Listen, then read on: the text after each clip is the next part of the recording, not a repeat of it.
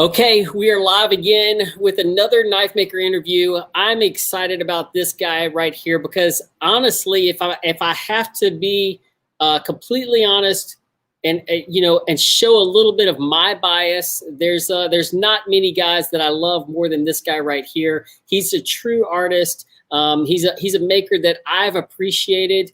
And I loved seeing him every blade show. I mean, I enjoy hanging out with him. I enjoy talking with him. We share all kinds of great things together. But let me introduce you to my friend, Mr. Theuns Prinsloo. How are you, Mr. Theuns? Hey Nathan, it's good to see you. No, I'm fine, but if I really tell you how I am, you'll be jealous. I know that you're blessed beyond measure. How about that? I do know that about you. Yeah. Life is fun. I have everything I need. I'm happy. I'm healthy. I've got work to do. Good to see you guys, and thanks for what you guys are doing for us. So we really appreciate you guys. Well, I know that we do a little. We've been seeing you at shows for years and years, but the past Yes. couple of years, you decided to kind of retire a little bit, not coming to America. What's the deal with that? Well, I got tired of all the hassle when you fly. Every time you feel like you're doing something wrong when you go through customs and through fish and wildlife. I'm not doing anything wrong, but it just got too much for me. Right. Plus, I mean, you guys are there to receive the knives and sell them for me. So why should I fly if I have you guys over in the States? Well, and that's one of the things that we enjoy being able to do and help you with. And we know that you're semi-retired. I mean, you still make a few Oh, knives every month, and yeah, well, no, I won't ever retire. Uh, I just do things that I want to do at the pace I want to do it, when I want to do it, for as long as I want to do it. right. So that involves knife making. So, but I more or less do a knife per week nowadays.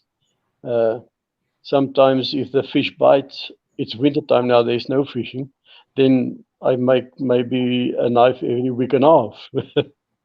Yeah. But I try to do a knife per week. I'm Well, not chasing numbers anymore. yes, some of our customers, because you don't make mass numbers of knives, and there's not a whole lot of just mass produced knives from you out there. A lot of them are intimate artwork, and we'll get into the artwork talk a little bit later. But some of our customers probably don't know a whole lot about how you got started making knives. So I guess my question for you is, what made you want to start making knives? Well, to be honest, I made my first knife when I was in grade 4. Okay. In my father's workshop, I broke his bench vise, hammering onto the jaws, got my butt sort of turned reddish in a way. And well, being in South Africa, being an Afrikaner, being a South African, knives and guns and bows and arrows and wild outside wildlife is part and parcel of our lives. So I've always had the love of making things with my hands. And the knives, well, they thought there was something wrong with me when I was a youngster. My mother asked, "What's going to happen to you? You love knives so much and all these spears and stuff. Where are you heading? What's going wrong? What's wrong with you?" So it's in my DNA, I think. Now, one of the things that you didn't actually become a knife maker right away. You actually No, went. You were a teacher or a principal, weren't you? yeah. I got well after being in the army. I studied education.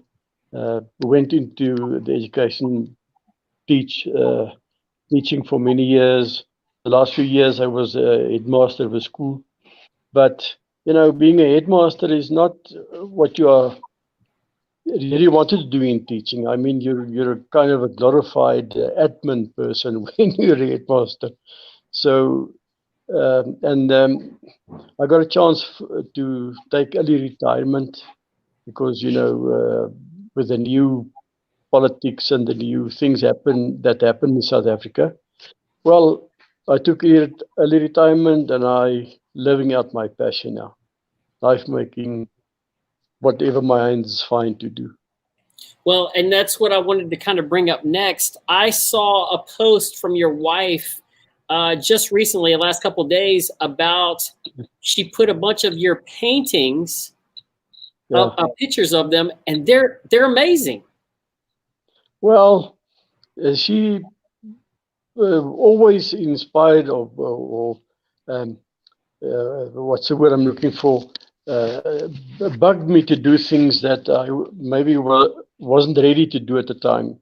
She got me to study after hours and achieve postgraduate qualifications, and with the painting the same thing, and I must thank her.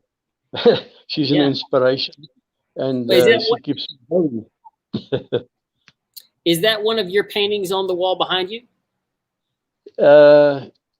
Yeah, that's one of them. I think that's one of the she posted, kind of with my permission, but I don't like bragging about myself and showing my work.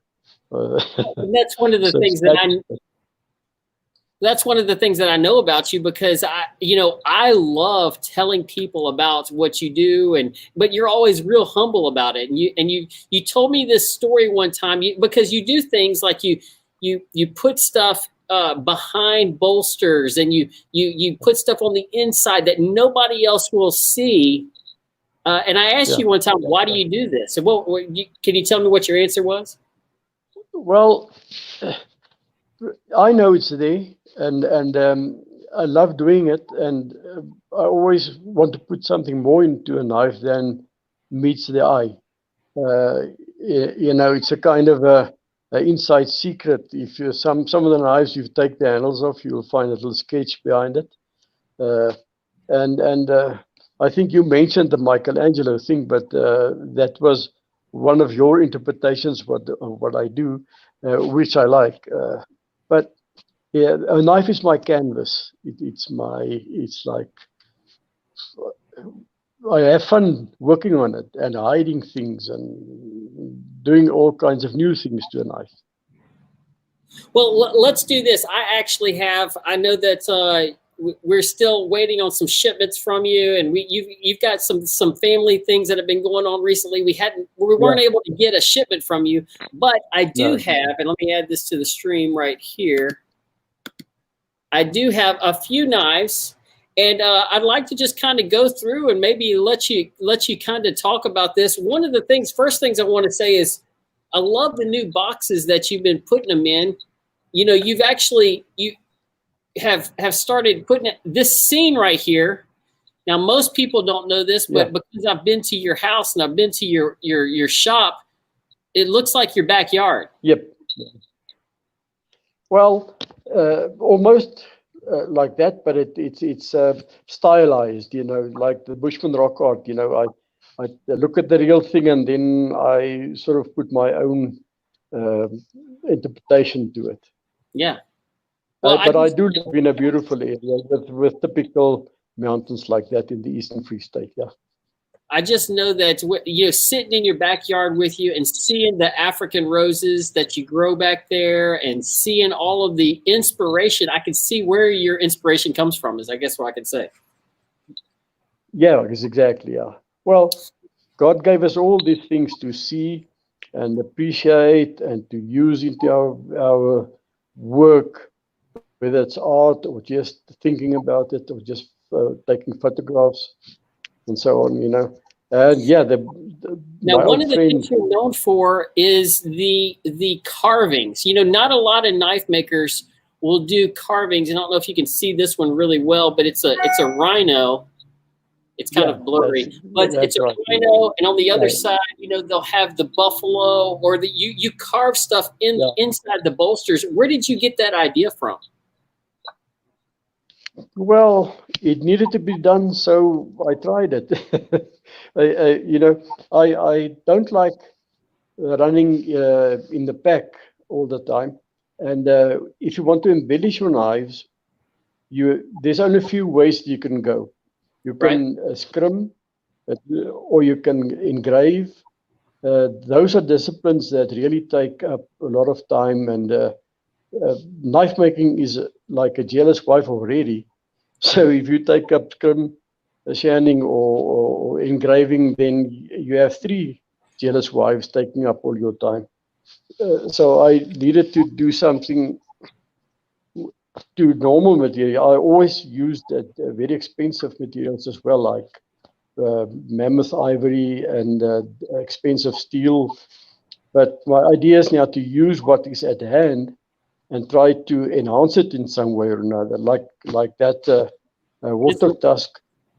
Yeah, so this is ivory. This is ivory that you carve a wart. You know, it's kind of like a mountain scene with a warthog right here, and then on the other side is a little warthog. Right. Yeah. You're using a lot of the natural materials to do the carving. What's your favorite material to carve with? Well, the water tusks, I love carving them, but shipping them overseas sometimes becomes a problem.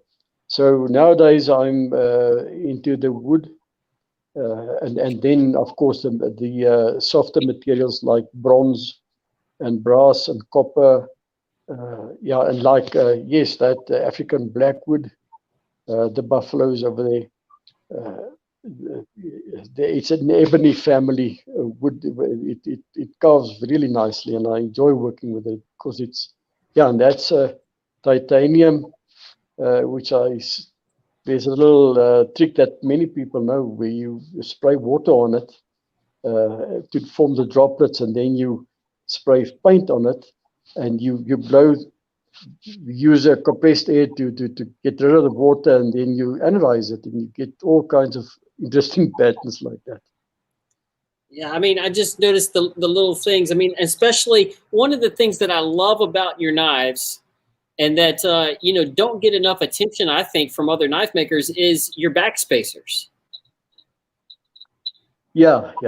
It's another place where you can have fun with files, and I'm only person in my workshop. I work alone I've been on my own for the past 11, 12 years, and you kind of get busy on a knife, and before you know, it's a week, and you've done all kinds of file work, and then you wonder, what can I do? What else can I do? And then that's done. Yeah, I mean, and so you take the time, even in not a traditional sense, like this one has, paw prints. Yeah. It needed to be done, so I tried it. Paw prints. So it's quite a few knife makers make use of paw prints one way or another.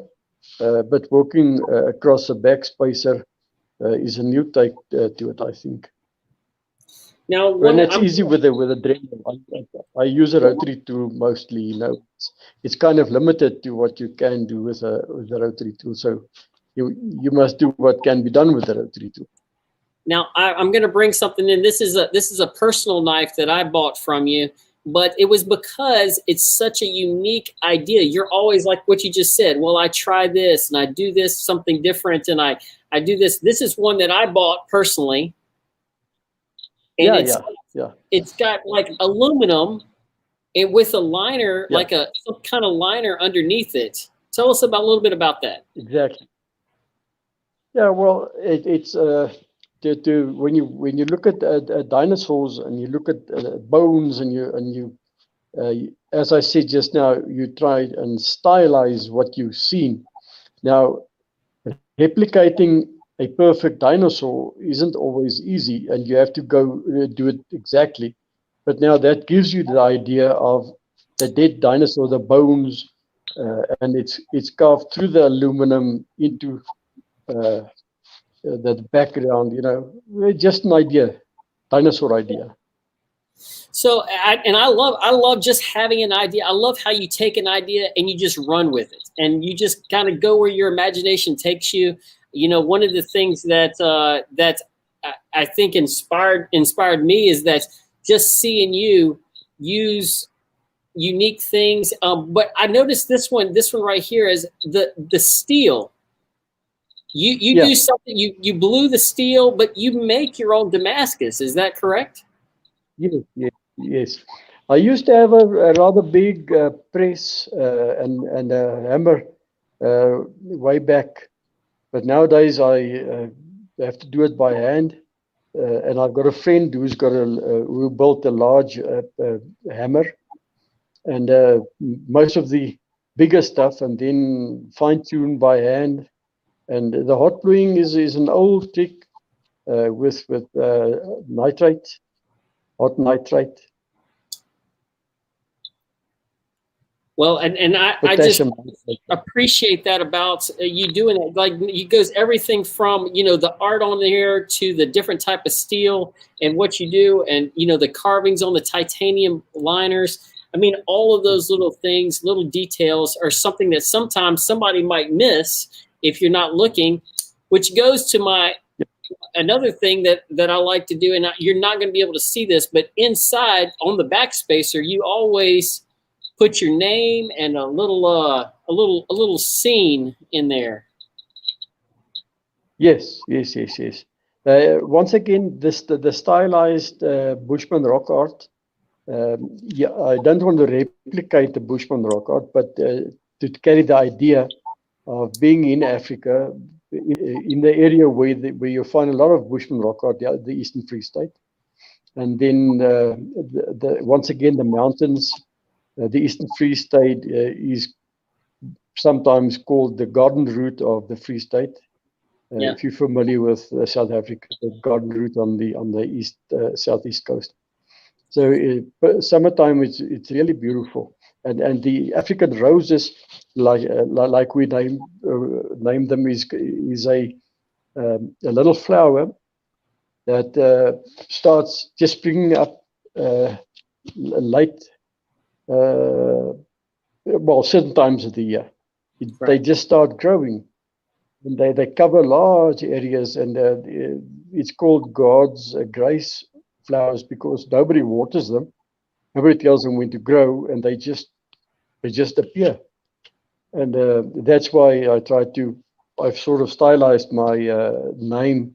Don't like to damage the blade on the outside with a logo, and then I just write my name and do the little sketches there. Sometimes the animals that I use, the material on the handle, a little sketch of the animal on the inside.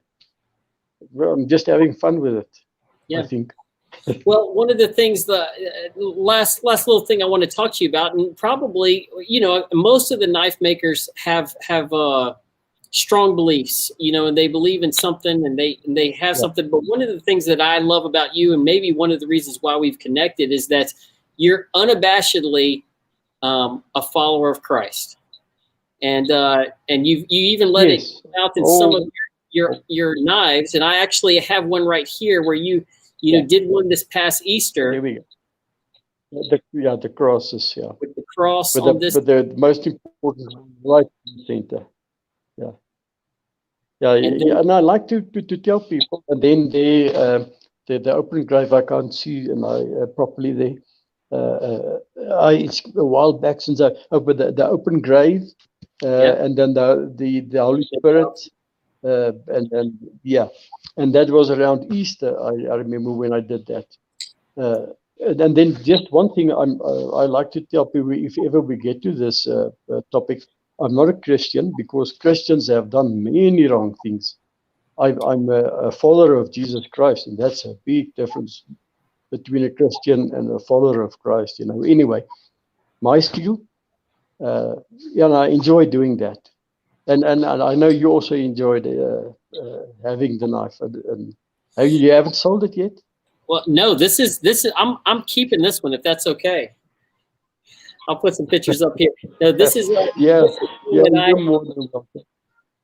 No, I actually, want to support you and everything. And there's some things when this one came across this particular knife, I was, I said, this one's got to be mine. I appreciate your effort in that. And I know that we've had some things, and not just the coronavirus and all the other stuff, but you've recently had some family struggles, and I'm sorry to hear about your brother. I just wanted you to know that well, those things happen. He's gone ahead of us, So we'll see him again. Like my son that I lost way back, we'll see them. And with Marisa's one of the twins. Leah and Michelle, we'll see them again. So we cry for it, and we sad, but that's at the end of everything. So we get through it.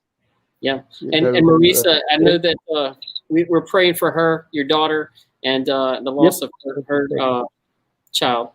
Yeah, but the surviving one is really strong, and she's going to make it. We believe that. And we're thankful for that. And we're thankful. Look, I want you to know that we're thankful for you. I appreciate the gift that God's given you. And that's why I bring this up, not to make you emotional, but to tell you that there's other people around the world that love you, love your art, love what you do, and want to support you. And we just want you to know that we love you. That's basically it.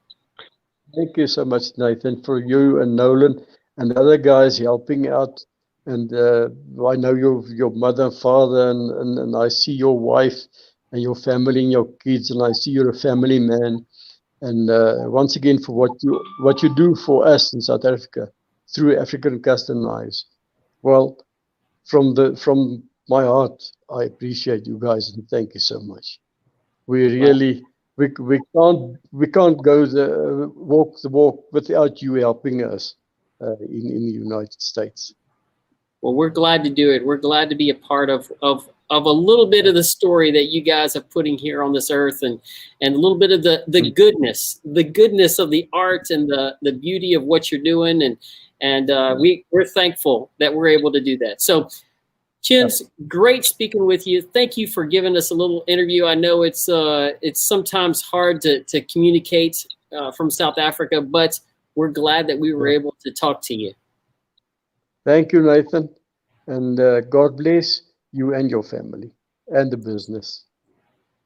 God bless you as well, and we'll talk to you real soon. Thank you, brother.